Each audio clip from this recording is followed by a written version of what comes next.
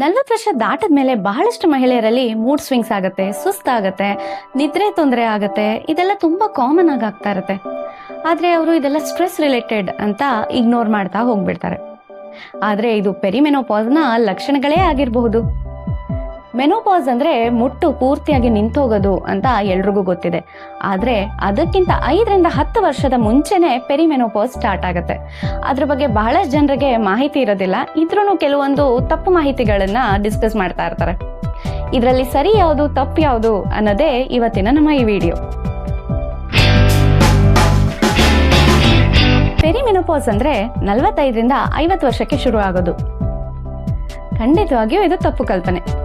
ನಮ್ಮ ದೇಶದಲ್ಲಿ ಮೆನೋಪಾಸ್ ಬರುವಂತ ಏಜ್ ಒಂದು 45 ರಿಂದ 50 ವರ್ಷ ಇರಬಹುದು.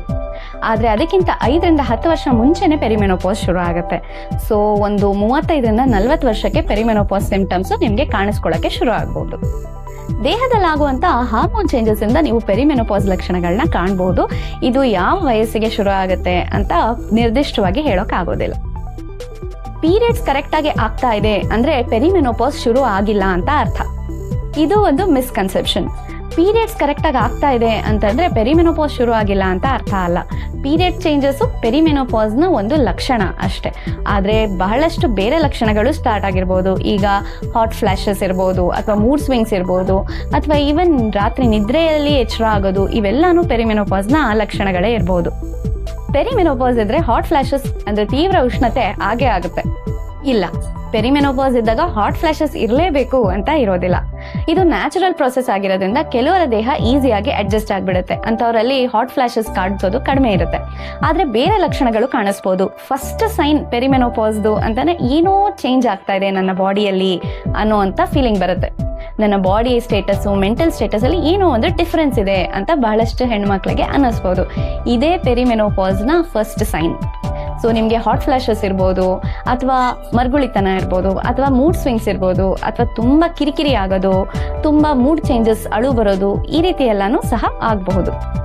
ಪೆರಿಮೆನೋಪಾಸ್ ಸಮಯದಲ್ಲಿ ಮಕ್ಕಳಾಗುವಂತ ಚಾನ್ಸಸ್ ಇಲ್ಲ. ಇದೊಂದು ಬಹಳ ದೊಡ್ಡ ಮಿಸ್ಕನ್ಸೆಪ್ಷನ್.